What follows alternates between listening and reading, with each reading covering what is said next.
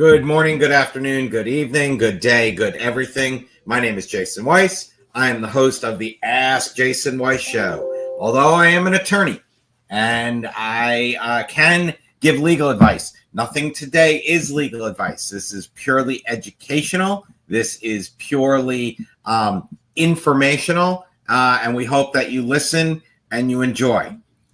Today we are going to have with us any minute now. It looks like we had a small technical issue and he dropped, but we're going to have someone returning to the show, Chef MichaelBJacobs. And we're going to talk about there's something legal in the kitchen.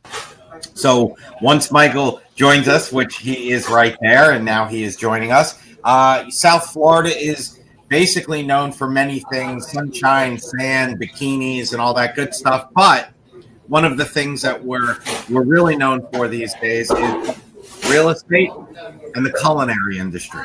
And what we do is today we have, like I said, returning to the show, Chef MichaelBJacobs, who actually is more of a full service. He's not just going to go ahead and be your chef in the kitchen and make sure that everything runs smooth and, you know, making sure that the cuts and everything look right. What he's also doing now is helping design the kitchens, helping for efficiency, helping for cost savings, because everything has gone up tremendously in price. And what he's also doing is helping people that are getting out of the industry or getting back into the industry, finding the right things, the right equipment, the right land, the right lease. So these are all the things that we are going to be talking about today. And so without any further ado, we have Michael, and make sure to turn your microphone on because you are in mute to avoid the background noise of the kitchen that you love. Yes. Hi, thank you. Thank you for having me, Jason. I appreciate it. And one of the things is, look, we got you in the middle of service, but thankfully your kitchen is running smoothly and you don't have to worry about that. And, you know, basically what I want to talk about is, you know, people don't think about it, right? Open up a restaurant, get in there. I know how to cook. I know how to bake. I know how to do this stuff. I'm going to be successful. Go ahead. Trample on the dreams of all those young kids. I think, you know, it's really interesting. First of all, again, thank you for having me.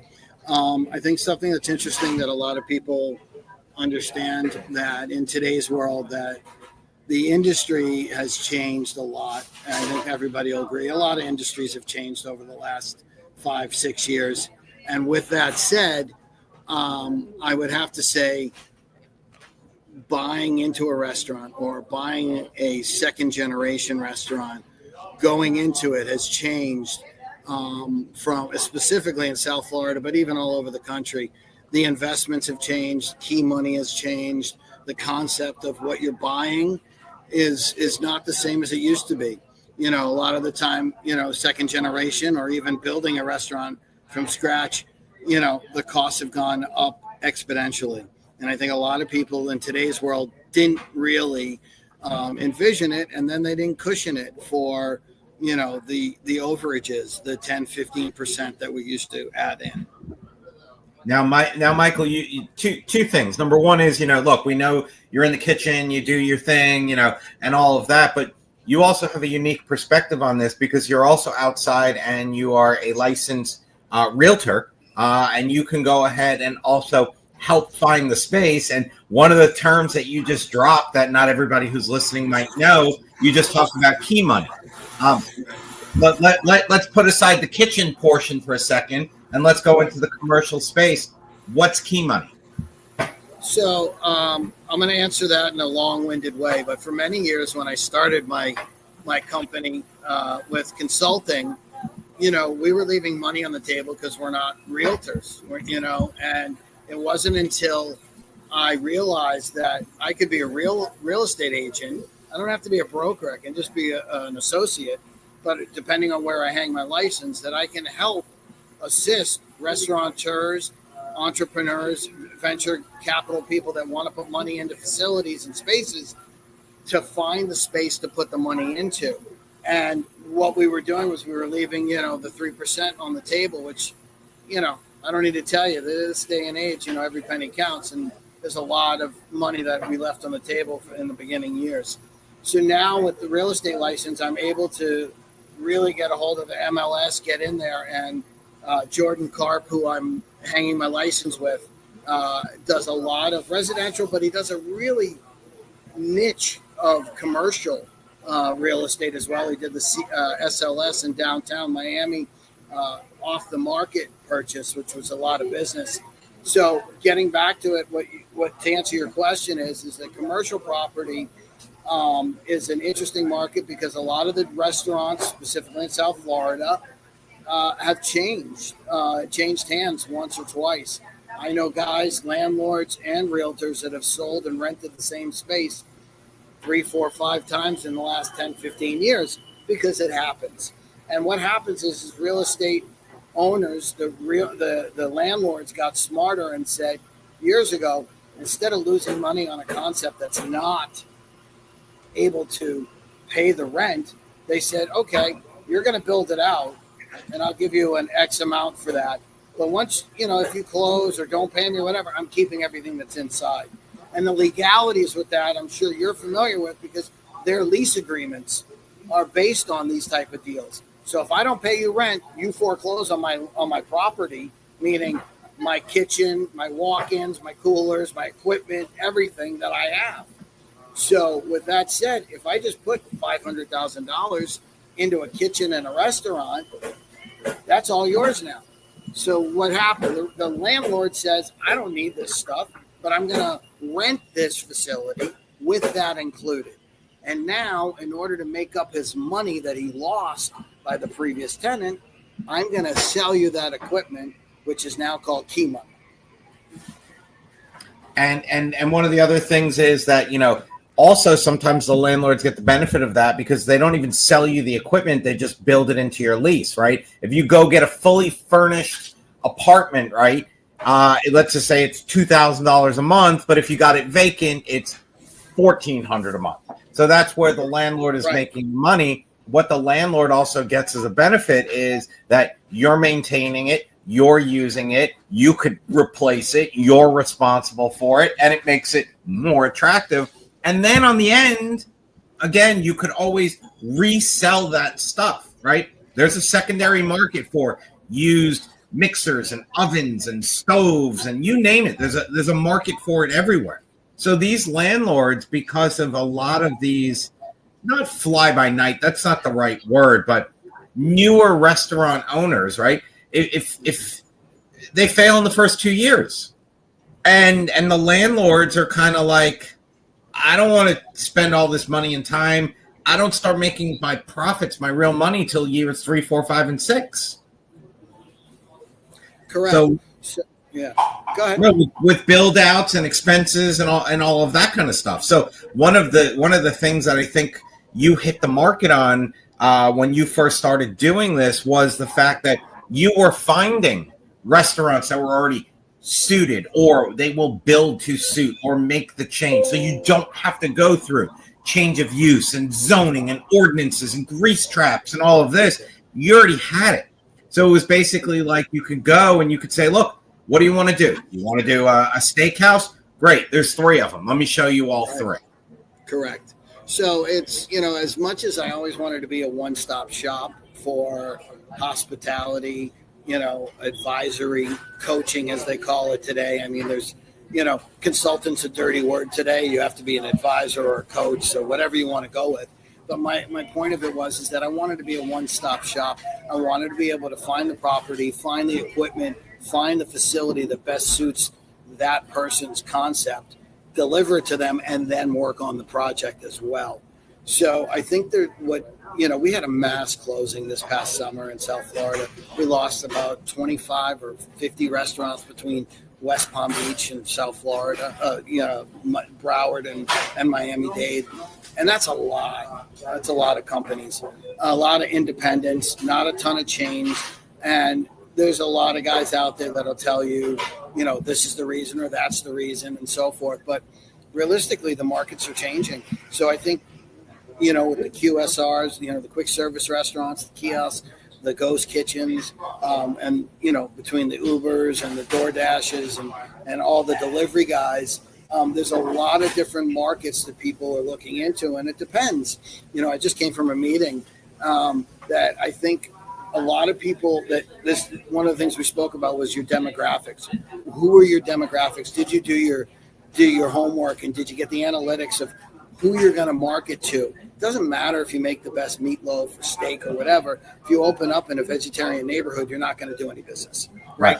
So with that said, we really want to have a variety of demographics coming in, and you want to do your numbers. So what's great is with technology today, we have the ability to peruse analytics to suggest, especially with AI and everything else today, what if I opened up a coffee shop here? What if I opened up a deli here? What if I did this? And you can get all that information, and then you go and look for the facility. And having done that, now, you have a price per foot. What are you going to pay? How much do you need? How much can you spend? And then you work it from there. I have a table. I have X amount of tables and seats. But specifically, who am I going after, and are they willing to pay it? Those are the questions that a lot of people don't ask. And they just say, I just happen to get this great deal on this space. It doesn't mean anything unless you can make it profitable. So I remember way back when a chef who will remain nameless, but if we could just call him Chef Bam, you'll exactly know who I'm talking about, had a restaurant in, I want to say like Vegas and New Orleans, and decided to open up one in Miami. And you and I had the discussion way back when that the name, the draw, the reputation, the fact that he was on a TV show, that was all great things for him, right? It brought it. But I remember the one thing that you told me, and I'll be curious if you remember it.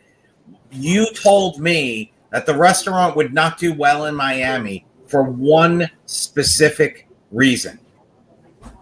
Do you remember what that reason was? Off the top of my head, I can't think of it, but it had to do with the palate. Yes. Because everybody in New Orleans and Vegas, they went for the bam, the spice, the heat of the food. And you said that they would have to make considerable changes to the menu in South Florida because although clientele and geographic flavor, like certain thing, they're not hot. And that's that's a very good point. And I did forget about that, but now that you reminded me, something I would say is what I think, and that restaurant did pretty good. I think they lasted 5 or 6 years. But what's interesting, their executive chef at the time, who you and I both know and is still a good dear friend of mine, Chef Tom Azar, excellent chef, was able to have latitude with the creations of his specials, which allowed to answer that question of how do I keep the clientele of the hotel, which was also another thing we had to take into consideration. It was in a Miami Beach Lowe's hotel, which was okay, great, because now any tourist that has been to New Orleans or Vegas had the opportunity to try that cuisine. But then if you were basing, say, 30% of your business on locals to come in and not the 70% transient because of the hotel, you still wanted to keep that core. So who are they? And that's where I think they were smart enough as restaurateurs, as businessmen, to know that we have specials.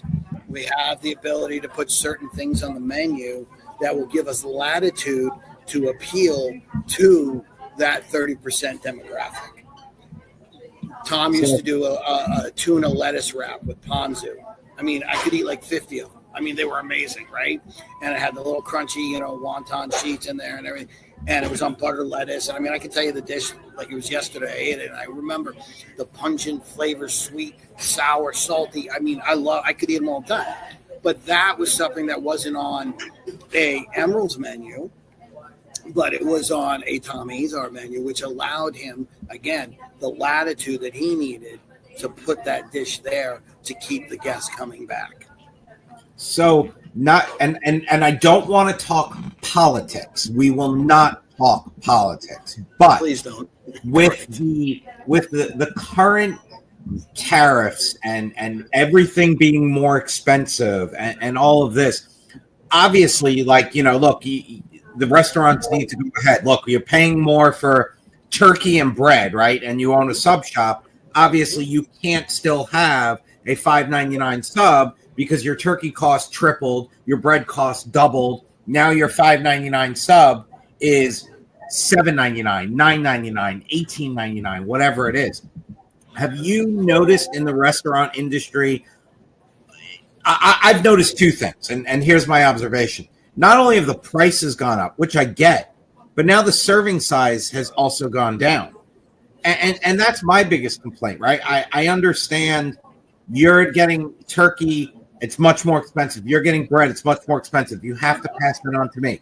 I get it, 100%. But now you're also, instead of giving me, and you're just calling it half a sub, your half a sub that used to be 8 inches is now only 6 inches, and you're hitting me up.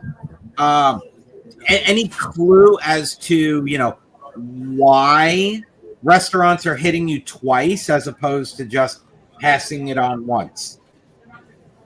I think the most simplest answer would be is they have to figure creative ways of charging and being able to accomplish the exorbitant prices and scaling back on size and portion. It's funny. If you go to a coffee shop, and let's just say generically, if you go to a coffee shop, if you measure their plastic containers, their small, medium, and larges, and you measure, I saw it recently, the amount of product they put into a small, medium, large, and put the ice, and you know where I'm going with this. It's all the same amount. It's all the same amount. It's just ice, right?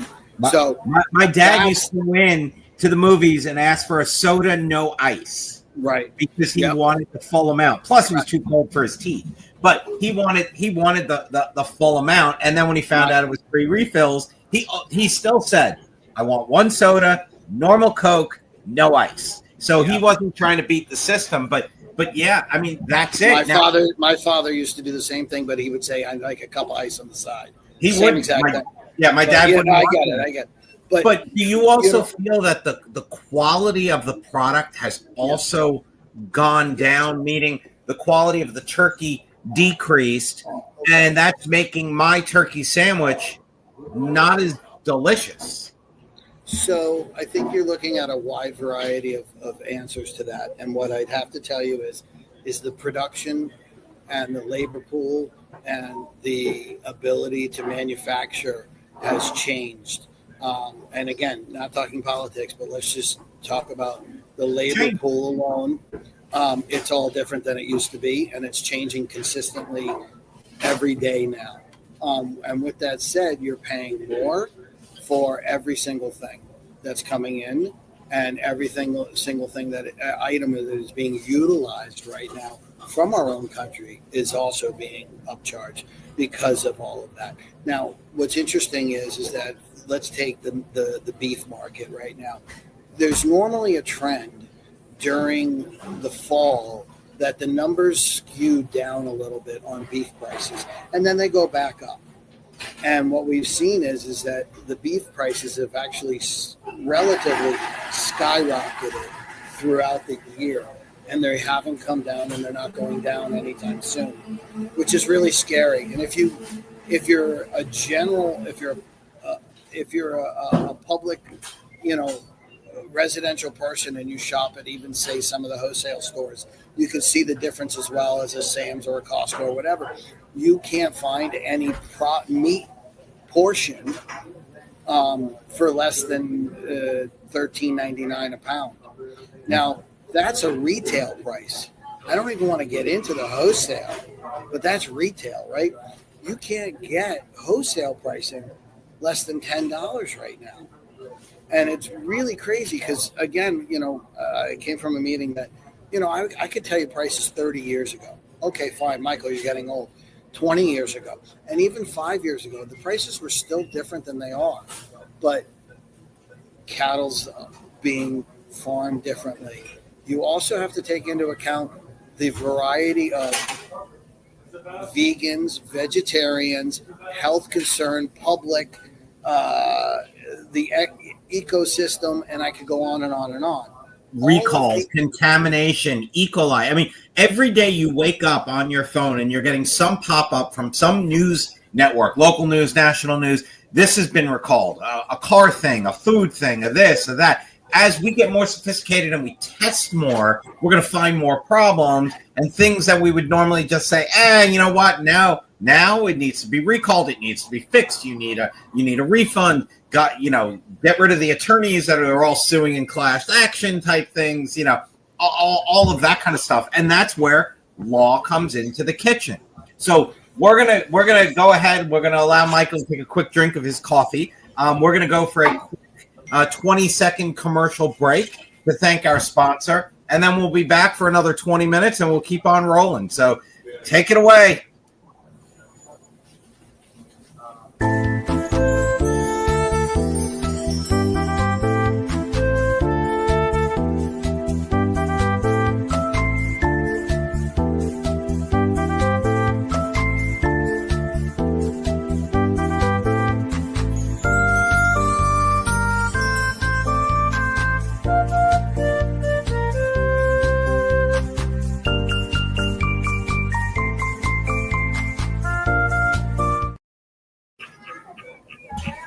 Good.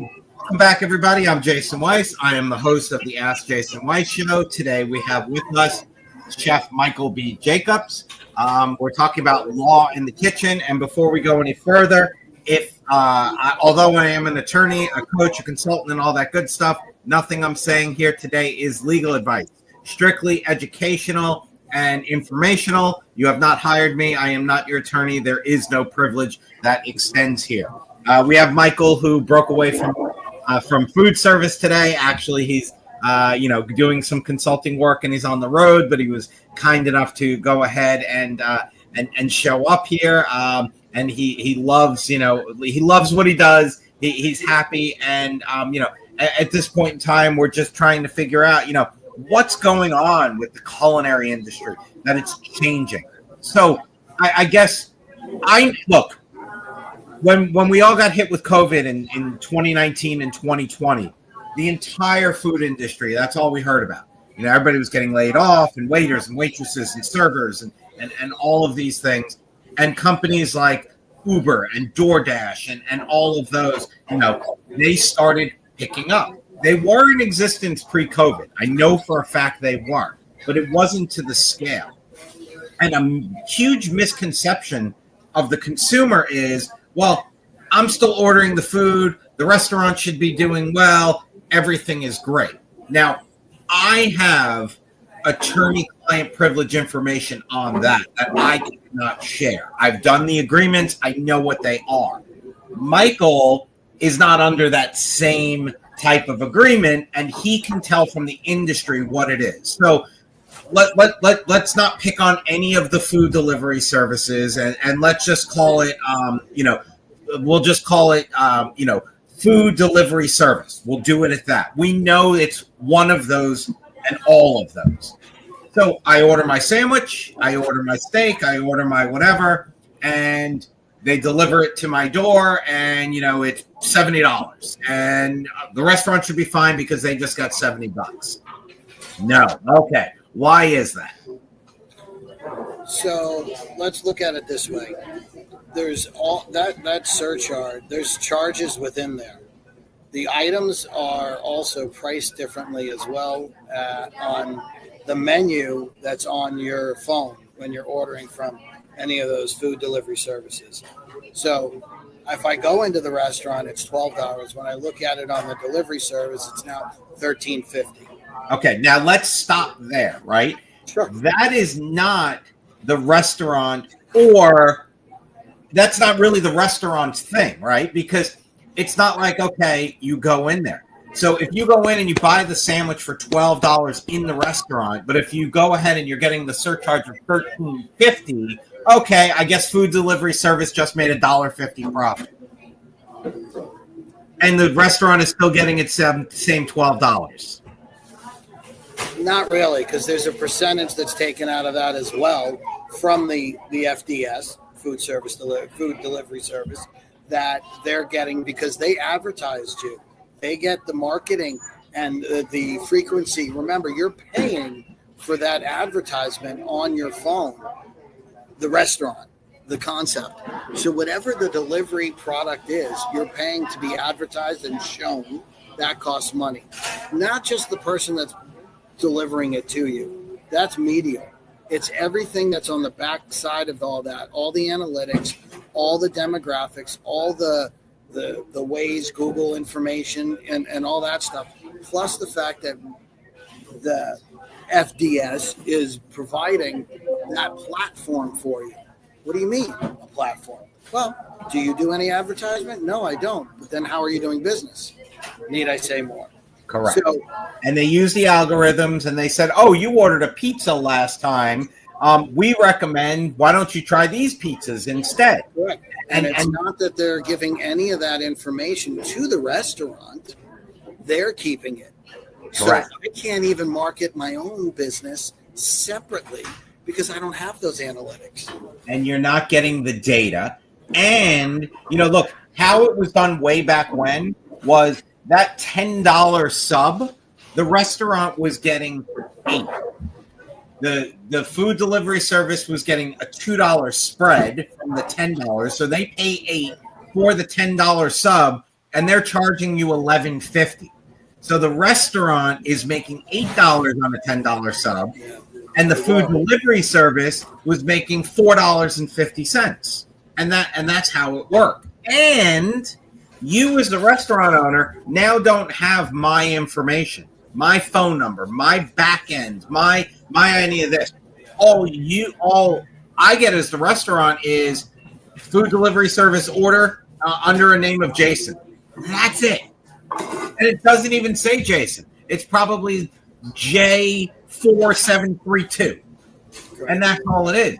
So they know how to market me because I ordered a turkey sandwich. I like turkey. They have an exclusive with Boar's Head and Publix, let's say. Now all of a sudden they're pushing that ad on me. Correct. All of that is marketing, and it has to be paid for because it's not done for free. So who pays for it?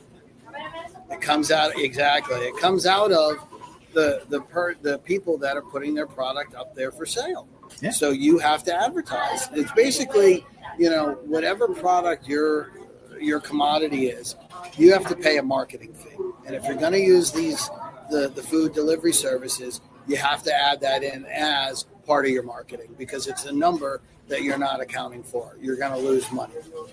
But do you find that restaurants that do on these platforms, they also need to have their own marketing budget in addition? So you have your food delivery budget, right? And then you also need your put it in the flyer, put it on a commercial, put it on a bus. Correct. I think it's all going to matter depending on what the concept is. Depending on what your concept is and who your demographics are, is going to relate to your marketing. That's why there's marketing and PR mavens out there that do specific and niche style work. And those are really important companies. And, even my old marketing company, a PR company that I used to use years ago, they have so much now where they have just a dedicated person to social media. So you're doing your Instagrams and your YouTube videos and your, all the other ones, TikToks and et cetera, right? Yep. So, and X and all that, but each one is a different type of algorithm. They're not all the same. So you have to have a specialist. You have to have somebody that's familiar with that. What is that, free? No, that costs. Time is money. Yep. And the other thing that you need to think about is your demographics, right? If you have an old school steakhouse that's been around for 80 years or an old school stone crabs place in Miami, right? There's a couple of them. But if you have one of those, you're probably not going to try to get the teenagers that are on TikTok and Instagram and all of that. You're probably wanting the kids that are, let's say, at UM, the new professionals that are out there that could go for stone crabs and do all that kind of stuff. That's where you want. So where do you find those people? Maybe not on Facebook, right? You find them on Instagram, or maybe not on TikTok. You'll find them on LinkedIn. So you also need to know your target audience.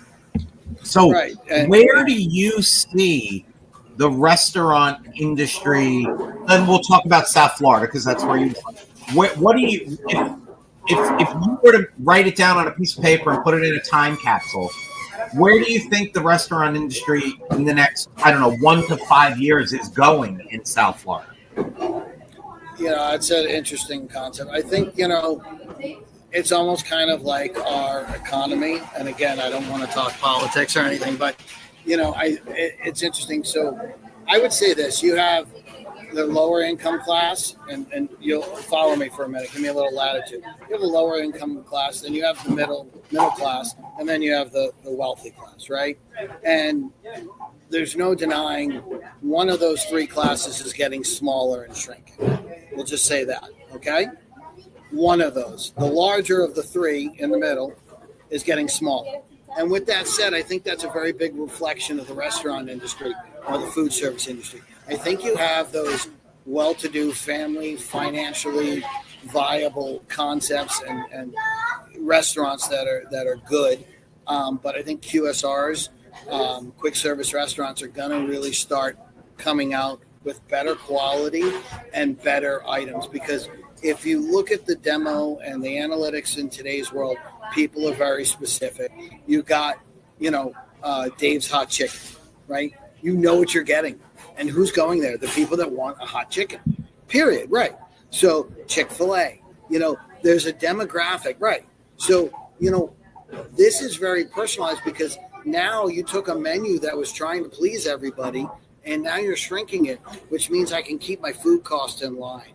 And now I know who I'm trying to hit demographically and analytically. I know what I can kind of pull off for numbers for doing X amount of covers a day or sandwiches or whatever it is.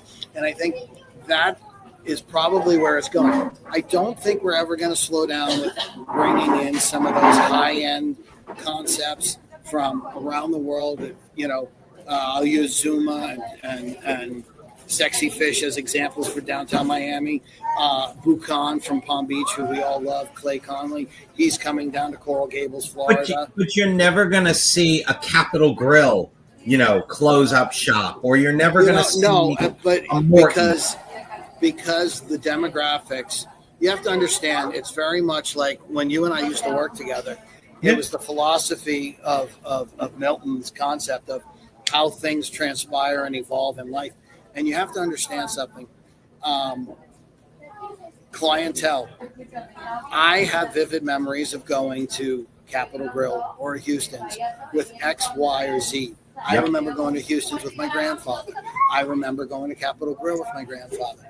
And, I'm in my 50s, right? So my generation, I remember that. So from X to me, that demographic is still able to go there. Do I think they'll close? I don't know, but I think there will be a time where below the 30s and 20s might not be so much interested because they didn't get to enjoy it or be involved with it the way I was. Correct. But I think, look, my kids have been to Capitol Grill. My kids have been to Morton's because so now it's, hey, look, we just celebrated Mom's birthday, right? And we had Benihana because that was something that Mom liked. Right. We're going to celebrate my mom's birthday belated. And, we took her to Morton because that's what we remember. That's what my kids are going to remember. But back to that, I also think, and you touched on it, I'm watching. I don't go out to eat a lot, right? But when we do, I'm a creature of habit. I know, shocker. I like to get the same thing. And I'll go into a restaurant and I'll be like, hey, I haven't been here in 3 months.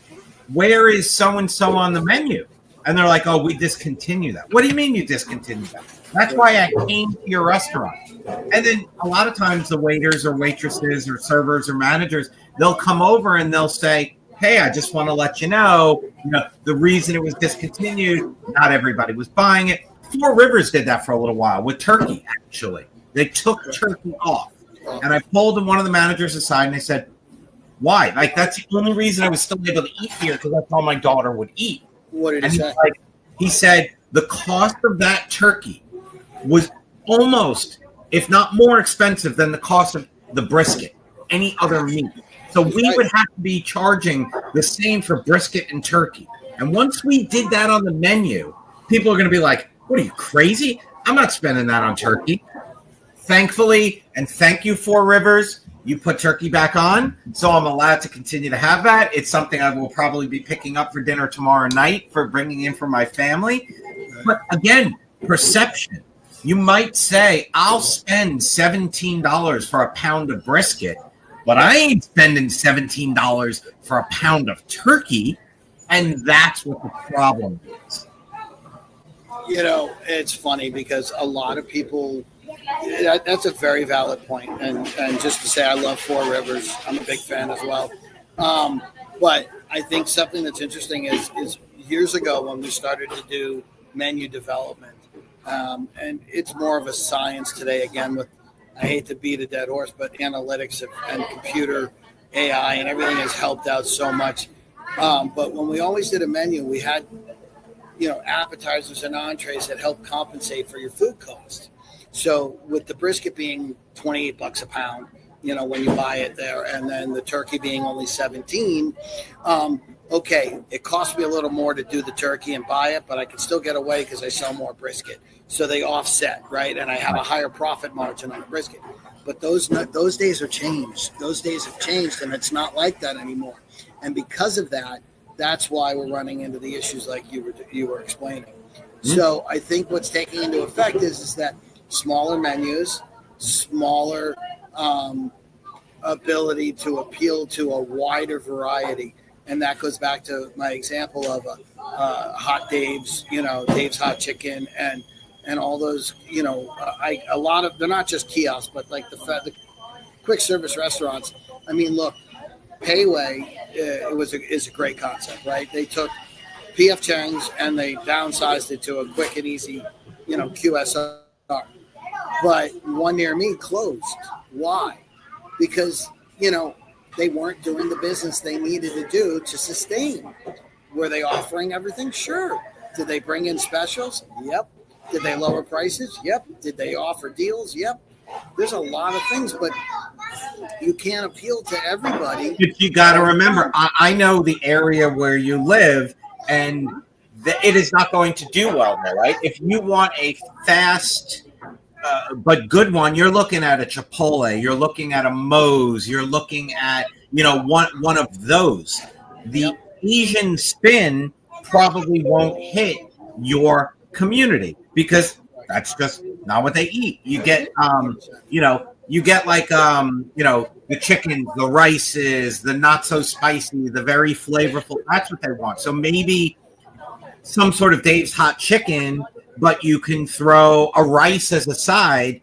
You might have a brand new concept there because you know. So you gotta know your audience, and that's one of the things I talk about in my newest book, which, you know, you're quoted and you're in there and all that good stuff, and check it out on Amazon. You know, shit they never taught you in law school, and more shit they never taught you in law school. And this is Uncle Chef Michael who's in the book, because, you know, that's what my kids call him. But, you know, it's all about, you know, knowing your audience, knowing your people, knowing where to focus. So unfortunately, we only have about a minute and a half left. So look, if you're listening to this live or in person or whatever, reach out to Michael, MBJ, like Michael B. Jacobs, at chefmbj.com. He can help you design a restaurant, find a space, be more economical, find new vendors. This is the one-stop shop. He can even help you with the real estate, with the property. If one-stop shop, South Florida is his zone of comfort, but he can also work in other spaces because he, you know, has partners all over the world. Great concepts, great foods, and concierge service like, you know, you wouldn't imagine. You know, you want to know the up-and-coming hottest place to go. You know, when you're working with Michael, he will open up his Rolodex and make sure that you are successful and happy. So, Michael, I always end this with the hardest question of the show. So, here's the hardest question. The Bear. How close to reality is something like that show? You know, it's a great show, and I would tell you the following. Certain seasons, because they did variety of seasons, are more in tune with what the industry is like as opposed to other. But I will say this. They nailed the psychological aspects of the characters. Chefs, people in the food service industry, we're very, very emotional. We wear our emotions on our sleeve, and they nailed that aspect 100%. And because of the culinary industry, the cigarette makers and tobacco industry will never go out of business, because not you, but a majority of your peers are all smokers. Have you seen Black Rabbit? I'm watching it right now. Okay, so the next time we come on the show, we're going to talk about Black Rabbit. Again, MichaelBJacobs, for all your culinary needs, real estate needs. It can help you commercial space, homes, whatever it is, South Florida, all over the world. Let's throw his information up there one more time. It's mbj@chefmbj.com, and you could go ahead and reach him. Tell him you saw him on the show. He'll give you some extra love. Michael, thanks for being here today. Thank you so much, Jason. Appreciate you. Don't drop. Take care. Thank you.